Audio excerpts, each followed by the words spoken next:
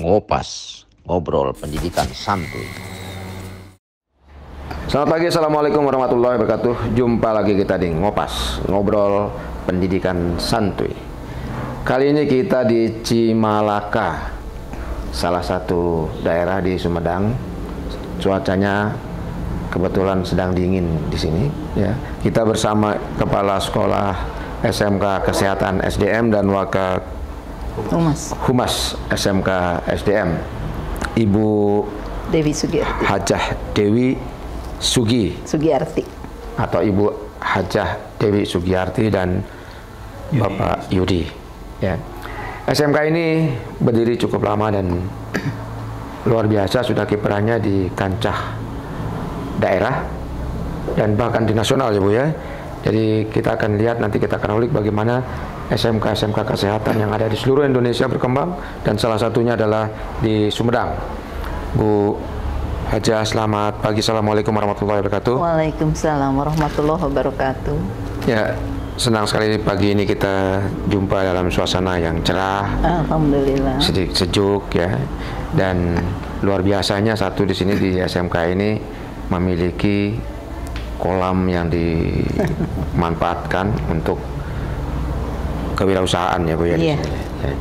SMK Kesehatan pada umumnya merupakan salah satu institusi di level menengah ya, untuk menghasilkan SDM yang mampu secara profesional memberikan dukungan tenaga medis.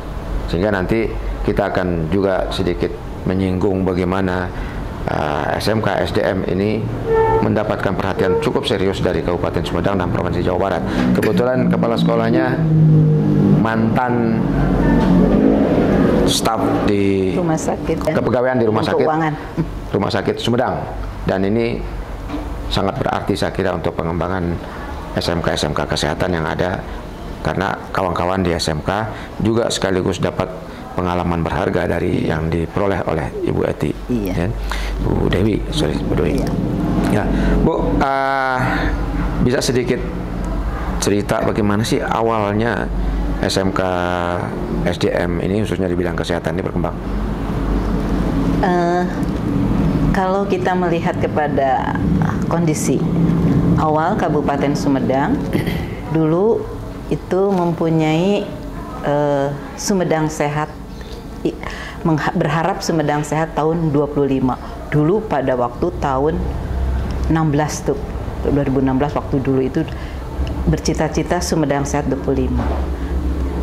Tidak bisa tercapai dan belum tercapai saja. Kebetulan pada tahun 2012 sebelum munculnya visi ya untuk Kabupaten Sumedang Sehat, itu kami melihat angka kesakitan, angka kematian, terutama kaitannya angka kelahiran, ibu kelahiran dan ibu melahirkan juga dengan resiko yang cukup tinggi nilai angkanya. SMK kesehatan ini termasuk yang pertama Ibu di Sumedang? Pada waktu itu pertama. Kalau sekarang sudah ada berkembang SMK? Ada sekolah-sekolah yang lain juga pertama. Oke Bu, kita kalau lihat dari perjalanan SMK SDM ini kan dari sekolah keperawatannya, iya. Sekolah perawatan, farmasi, kemudian membuka farmasi, iya. Dan terakhir ada teknik laboratorium medis. Teknik laboratorium medis, dan terakhir kecantikan ya Bu ya. Iya. Ini empat kompetensi ini, iya. Tentunya kan dikembangkan, iya. Dengan sistem yang terintegrasi. Iya. Makanya kami mengupakan sejarah kenapa harus ada SMK, dan kebetulan kita ini melihat dan kondisi wilayah Sumedang ini, angka kesakitan masih tinggi dan angka kematian cukup tinggi. Kami berupaya berpikir bagaimana kita memproduksi tenaga-tenaga para medis khususnya untuk membantu pembangunan kesehatan khususnya di bidang kesehatan di Kabupaten Sumedang, agar lulusan kami ini bisa membantu mengurangi permasalahan kesehatan yang ada di Sumedang. Berdiri kami tahun 2012, dan pada waktu itu kami masih merangkak-rangkak, dan sampai dengan tahun 2016 mungkin Pak, kami masih Waktu itu kan masih berada di kabupatennya. Kabupaten. Nah, setelah beralih ke provinsi ada perbaikan atau seperti apa perkembangannya? Jadi pada waktu masih di kabupaten kami memang merangkak-rangkak, Pak. Merangkak-rangkak kami terbentur dengan 2 peraturan, 2 kementerian. Kementerian Pendidikan ke sekolah ini kan dengan Kementerian Pendidikan dan Kementerian Kesehatan. Kalau di kesehatan ini masing-masing ada suatu peraturan-peraturan yang sangat berbenturan dengan nanti yang harus kami sediakan lulusan. Nah, setelah keluar kebijakan pemerintah peraturan pemerintah bahwa SMK, SLA seluruhnya masuk di bawah provinsi tingkat Jawa Barat. Alhamdulillah sudah di tingkat provinsi Jawa Barat semakin berkembang, Pak. Kami semakin terbuka bagaimana mengembangkan suatu pola pendidikan khususnya di bidang kesehatan. Kami membuat suatu pola pendidikan di bidang kesehatan ini tetap mengacu kepada undang-undang pendidikan dan mengacu juga kepada pola sistem kebijakan pelayanan kesehatan, undang-undang kesehatan, undang-undang tenaga kesehatan. Itu kami padukan. Berjalan terus dan berjalan terus, kami mencoba untuk mempunyai suatu visi, Pak, agar bagaimana lulusan kita ini sebagai tenaga kesehatan yang profesional. Lulusan kami ini, kami berharap sebagai tenaga asisten keperawatan, asisten bidang kefarmasian, asisten analis, dan kebetulan kalau yang kecantikan itu masuknya rumpun pariwisata. Nah, dengan sebutan asisten dan tenaga kesehatan ini berawal dari revitalisasi SMK. Impres, Impres nomor 16, SMK, nomor 9 ya. Nomor 9 tahun 2016, yang mana di dalamnya ada instruksi kepada Menteri Kesehatan bahwa tingkatan SMK wajib dan harus diakui tentang keberadaannya, sehingga dengan 5 jurusan, Pak, yang 5 jurusan yang tercantum dalam SMK revitalisasi ini, alhamdulillah keluarlah dilanjutkan dengan Permenkes, Peraturan Menteri Kesehatan nomor 80 2016. Dan alhamdulillah pasal demi pasal sangat memberikan dukungan penuh kepada kami. Hanya saja dalam pelaksanaannya kami masih berbenturan, terutama kaitannya dengan institusi pelayanan kesehatan pemerintah, karena memang kami juga tidak bisa intervensi karena beliau-beliau juga terbentur dengan Undang-Undang Tenaga Kesehatan, bahwa mengatakan Undang-Undang Tenaga Kesehatan aduh serendah-rendahnya yang namanya tenaga kesehatan adalah D3. Ya ini kan sekali lagi kita berhadapan dengan rejim asosiasi ya Bu ya. Mungkin kalau dengan kesehatan kita sudah hampir final. Jadi lulusan SMK Kesehatan juga saya kira dari sisi kompetensi tidak kalah ya. Iya. Bahkan di atas, kalau boleh dikatakan saya bilang di atas kompetensi yang dihasilkan oleh lulusan-lulusan D3 maupun S1 keperawatan saya kira. Iya. Tapi inilah satu persoalan di negeri ini di mana rejim kesehatan itu sangat dikuasai oleh ID, kemudian apalagi satu lagi yang dari asosiasi keperawatan ya. Lalu ada asosiasi kebidanan juga ya. Ini agak keberatan untuk menerima lulusan-lulusan SMK meskipun itu pada level yang ditetapkan oleh undang-undang. Nah ini mungkin kawan-kawan di tingkat SMK gitu merasakan hal seperti ini Bu. Secara secara teknik kami tidak begitu ketara ya. Tapi pada waktu kalau lulusan belum bisa direkrut. Nah, kalau untuk praktek kerja lapangan menggunakan fasilitas pelayanan kesehatan di pemerintah, alhamdulillah kami masih diberdayakan, masih bisa. Tapi ada juga rumah sakit yang tidak menempatkan siswa magang pada kompetensi yang kita inginkan, misalnya hanya dijadikan sebagai pelayan administrasi padahal mereka di jurusan keperawatan. Alhamdulillah untuk Sumedang tidak, Pak. Karena kami membuat satu MOU kaitannya dengan kewenangan asisten tenaga kesehatan itu sebagai apa, tenaga kesehatan sebagai apa. Di dalam MOU itu alhamdulillah kita bisa menerapkan, dan pihak institusi pemerintah juga terutama pelayanan kesehatan sangat mendukung. Dan kami Pak ada MOU bahwa penyusunan mata pelajaran dan sebagainya juga kami banyak melibatkan dari tenaga-tenaga di pihak dari industri kesehatan lah ya. Iya, industri kesehatan. Bu Haja, kalau kita bicara sedikit tentang kebijakan di rumah sakit khususnya di Sumedang, ya, sejauh mana pemerintah daerah, RSUD kan kaitannya dengan pemerintah daerah, ini mengakomodasi kepentingan SMK, karena toh ini juga akan sangat terkait dengan kepentingan daerahnya juga. Ya. Alhamdulillah Pak, sangat mendukung Pak. Tadi saya terkait dengan dalam pelaksanaan praktek kerja lapangan saja, maupun kaitannya dengan budaya kerjanya yang ada pembinaan pada kami juga, kami sangat koordinasinya sangat baik sekali, dan kami alhamdulillah MOU-nya setiap tahun saling ditandatangani Pak. Malah dengan dinas kesehatan juga sama, karena dinas kesehatan kami melibatkan puskesmas Pak. Dengan puskesmas juga melibatkan puskesmas praktek kerja lapangan, dan untuk klinik swasta. Jadi dengan institusi pelayanan kesehatan milik pemerintah, puskesmas dan rumah sakit umum daerah, alhamdulillah. Selain ke Sumedang, itu anak-anak kita praktek di luar Sumedang?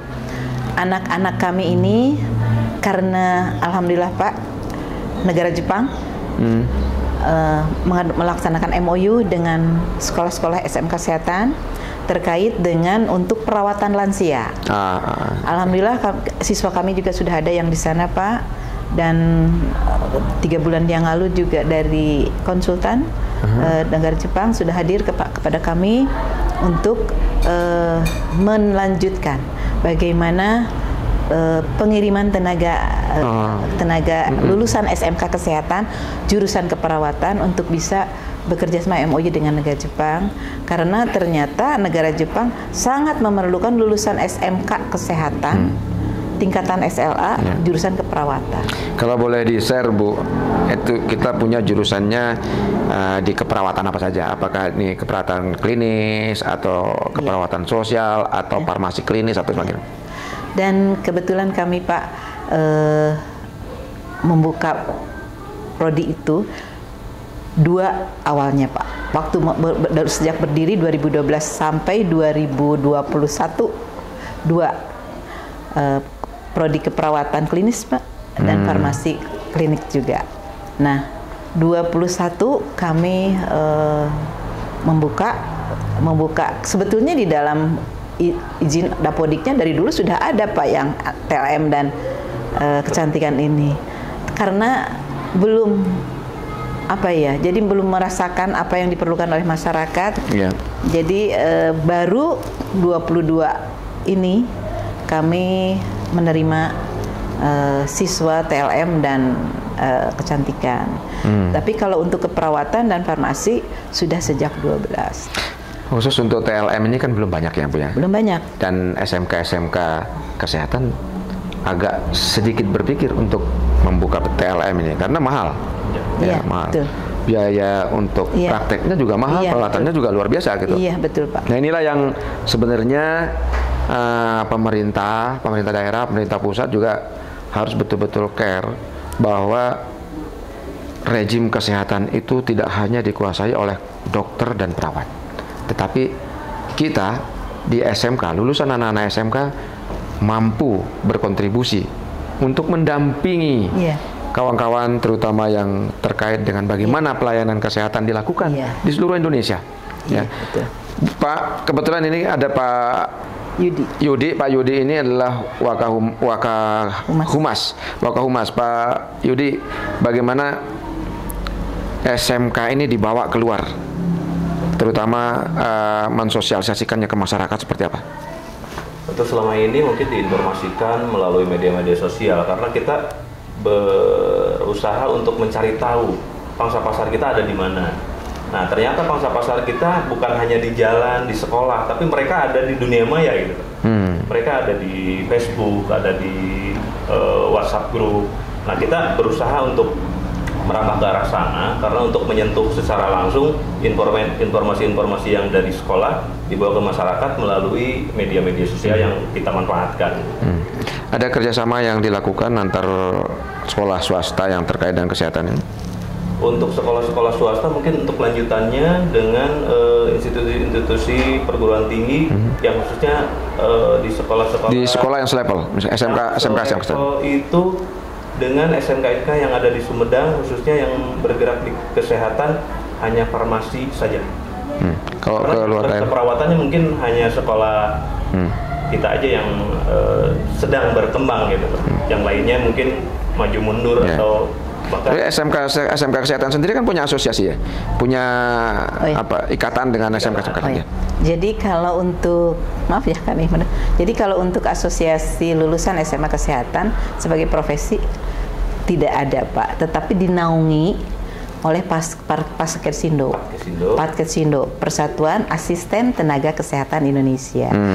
Kalau untuk tenaga kesehatan kan D3, kalau keperawatan PPNI, kalau lulusan kedokteran itu ID, bidan IBI. Tapi kalau lulusan SMK kesehatan yang dengan 5 jurusan itu di bawah naungan Paskesindo, Persatuan Asisten Tenaga Kesehatan Indonesia. Iya. Nah, itu semua 5 jurusannya dinaungi, lulusan dinaungi oleh Ya, saya kira juga kawan-kawan yang bergerak di pendidikan kesehatan, khususnya di level menengah SMK, ya, mau nggak mau harus bergabung di Paskesindo, agar bisa bersaing bersama-sama. Jadi kalau rejim kesehatan itu miliknya ID, kemudian ada IBI, ada lagi yang keperawatan PPNI, maka di sini Paskesindo bisa menempatkan diri di antara kawan-kawan ini. Tetapi ini Pak, kalau lulusan kami melanjutkan ke perguruan tinggi, beliau anak-anak ini tidak termasuk lagi Paskesindo, tapi di mana dia linearnya.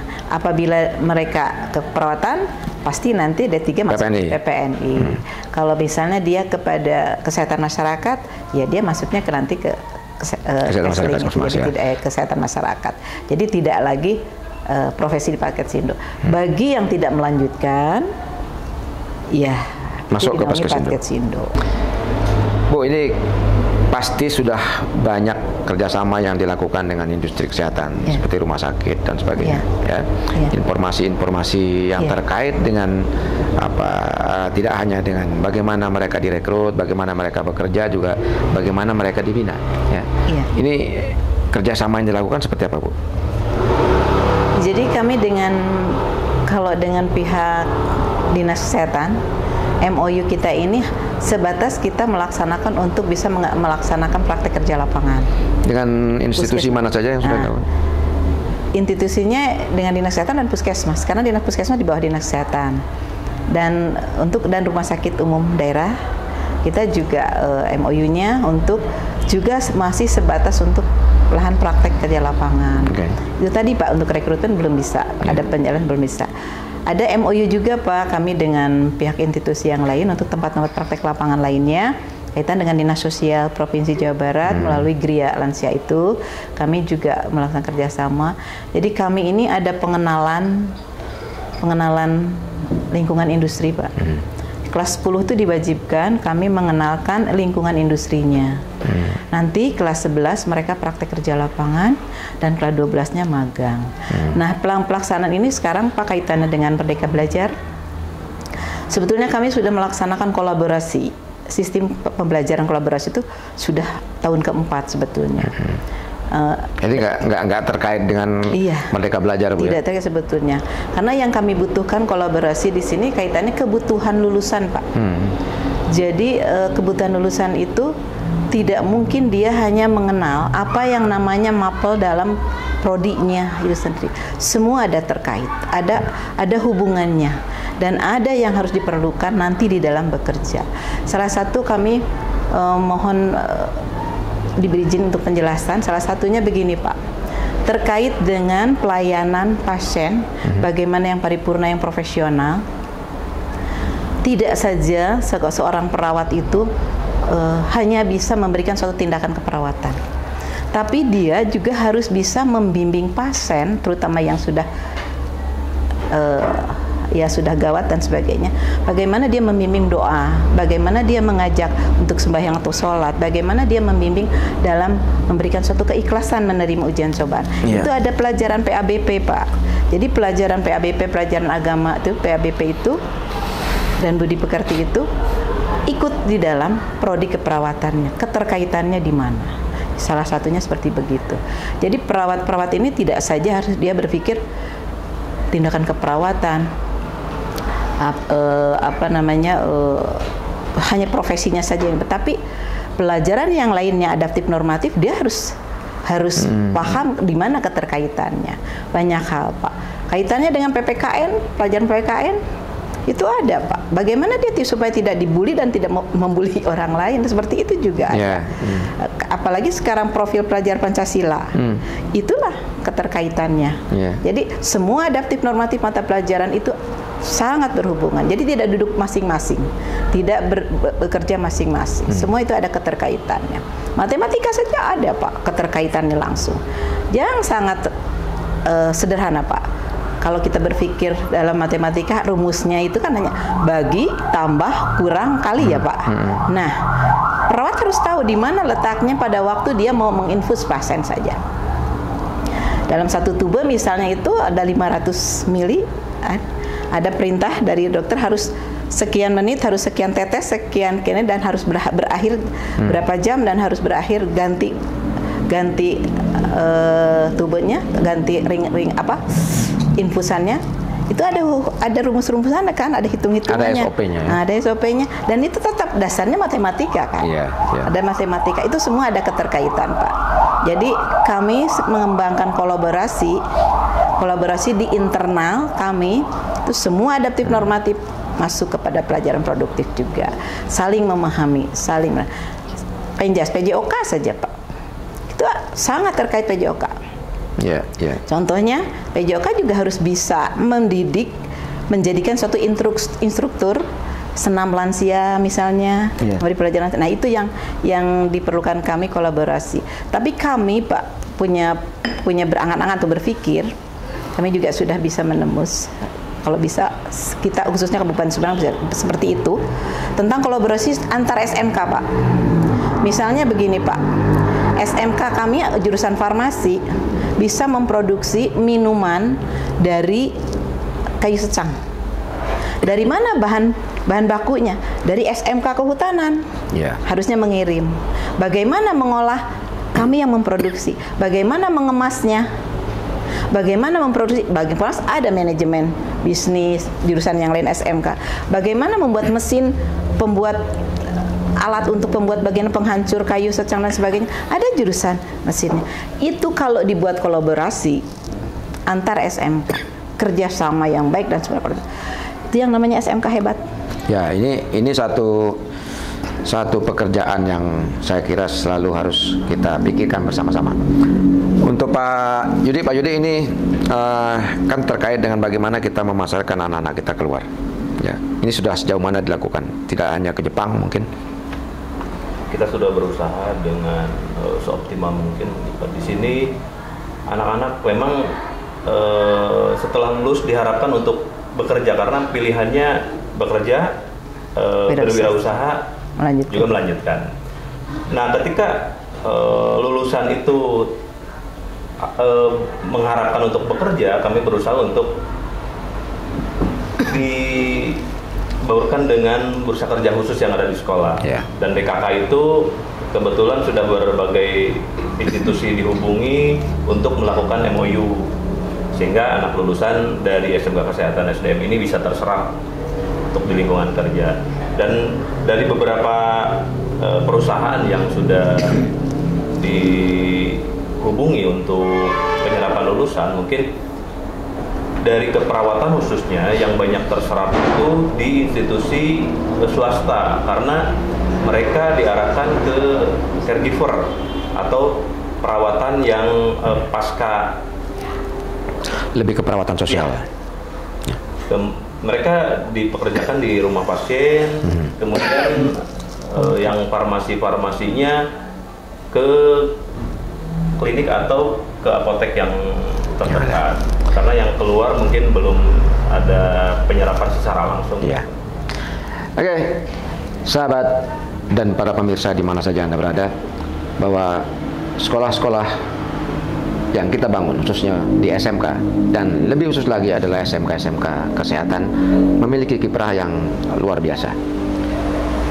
SMK ini juga sudah melakukan apa yang sekarang dikenal dengan Merdeka Belajar, jauh sebelum Merdeka Belajar dikumandangkan oleh pemerintah, oleh kementerian saat ini. Merdeka Belajar sudah dilakukan, dan kita saya kira sudah juga melakukan membudayakan nilai-nilai Pancasila, ya. Jauh sebelum kita mengenal sekarang yang disebut dengan profil pelajar Pancasila dan sebagainya. Ini sudah terbangun secara kultural di dalam masyarakat Indonesia. Bu dan Pak Yudi, ada hal yang ingin disampaikan sebagai catatan akhir sebelum kita tutup? Kami mohon perhatian, pengertian, pemahaman dari pemerintah khususnya terkait keberadaan SMK Kesehatan. Tolong pengakuan untuk bisa secara nasional keberadaannya bersama. Duduk satu meja, duduk sama-sama dengan satu jurusan, satu pimpinan, satu tujuan, Pak. Karena begini, kaitannya tadi Pak, revitalisasi SMK sudah ada, Permenkes sudah ada, tapi Undang-Undang Tenaga Kesehatan, Undang-Undang Kesehatan belum bisa mengadop dari perubahan-perubahan pola sistem pendidikan kita. Yang paling penting kami mohon kepada pemerintah, kami sekolah swasta yang ada di daerah itu kondisinya bukan kondisi elit, ekonomi elit, tapi ekonomi alit kalau bahasa Sumedang gitu Pak. Dan yang sekolah di kami ini lebih dari 60% menengah ke bawah. Menengah ke bawahnya kategorinya juga kurang mampu. Hal ini kami tetap berjuang karena hak mereka harus dipenuhi, hak mendapat pendidikan sebagai perlindungan anak, hak mendapatkan pelayanan kesehatan. Kami terus berjuang dan kami memberikan sesuatu, anak-anak hak harus dipenuhi, terutama di bidang pendidikan. Ini yang kami mohon untuk membekali mereka tidak terkait Pak dengan fasilitas sarana dan prasarana. Kami dengan rangka-rangka, kami dengan kemandirian, kami berusaha sedemikian perjuangan kami Pak selama sudah 9 tahun saya, alhamdulillah bisa mewujudkan mulai dari siswa hanya 23, pernah mencapai 230, tapi setelah waktu COVID turun-turun dan sekarang juga hanya 171 Pak. Kami tidak berharap bukan berpikir untuk banyak siswa, tapi tidak Pak. Kami berpikir kualitas, lulusan berkualitas, bagaimana mereka anak-anak kami ini bisa memberikan sesuatu di dalam bidang pembangunan kesehatan ini. Dan tidak lagi hanya untuk mencari ijazah saja, tapi yang kami harapkan ada skill dan pengetahuan lulusan itu betul-betul bisa mengabdi kepada bangsa dan negara. Dan ini tidak lepas dari dukungan kebijakan pemerintah untuk membantu sekolah swasta, terutama di daerah kami ini. Masih banyak masyarakat yang harus dibantu Pak, harus dibantu. Jangan sampai anak-anak sudah dibebani sebagai tulang punggung Pak, lulusan SLA, tulang punggung untuk bekerja, serabutan dan sebagainya pekerja, itu yang kami tidak berharap. Jadilah mereka profesi yang profesional. Saya sangat berharap itu. Pengabdian saya Pak, saya berjuang terus-menerus karena alhamdulillah saya pensiunan, negara masih memberi uang pensiun, Allah masih memberi kesehatan kepada saya, usia dan kesehatan. Saya berjuang untuk pengabdian kepada bangsa dan negara ini untuk di bidang pendidikan, supaya bagaimana kita tidak boleh ada lagi yang miskin dan bodoh, terutama di bidang kesehatan. Tidak ada lagi kesenjangan Pak. Lulusan SLA, lulusan D3, L1. Itu yang dipentingkan di masyarakat. Terima kasih. Sahabat dan para pemirsa, mari kita jadikan SMK sebagai salah satu institusi untuk membangun sumber daya manusia, khususnya di bidang kesehatan yang mumpuni, profesional, bertanggung jawab, dan yang tidak kalah penting adalah mereka kreatif. Jangan lupa, kita akan jumpa lagi di Ngopas berikutnya dengan topik yang tidak kalah menarik. Wassalamualaikum warahmatullahi wabarakatuh. Waalaikumsalam warahmatullahi wabarakatuh.